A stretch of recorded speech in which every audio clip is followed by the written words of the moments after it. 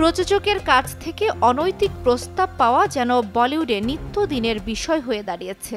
এবার এ নিয়ে মুখ খুললেন বলিউড অভিনেত্রী এশা গুপ্ত। সংবাদ মাধ্যমে তুলে ধরা হয়েছে এশার একাধিক অনৈতিক প্রস্তাব পাওয়ার ঘটনা।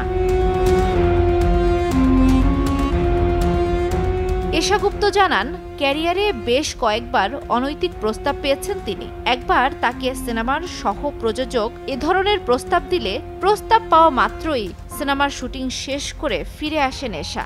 পরে প্রযোজক বাধ্য হয়ে ছবি থেকে এশাকে বাদ দেন।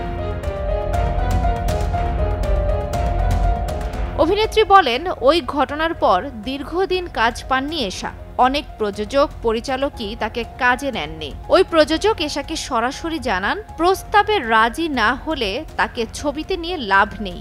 আরও একটি ঘটনার উদাহরণ দিয়ে এশা জানান, একবার আউটডোর শুটিংয়ের সময় প্রযোজক তাকে ফাঁদে ফেলতে চেয়েছিলেন। প্রযোজক ভেবেছিলেন আউটডোর শুটিংয়ে হয়তো সুযোগ নেওয়াটা সহজ হবে, কিন্তু এশাও বুদ্ধির পরিচয় দিলেন। প্রযোজক জানতে চাইলে এশা জানালেন, রুমে মেকআপ আর্টিস্ট রয়েছেন। নগদে 500 টাকা বা তার বেশি পেমেন্টে পেতে পারেন ঢাকায় জমিসহ 20 কোটি টাকার পুরস্কার।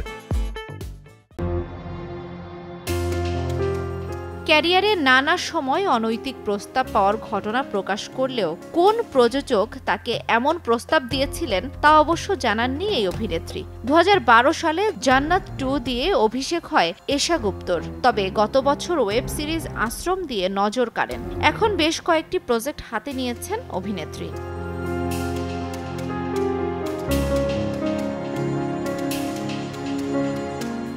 জান্নাতুল দোলনা, সময় সংবাদ।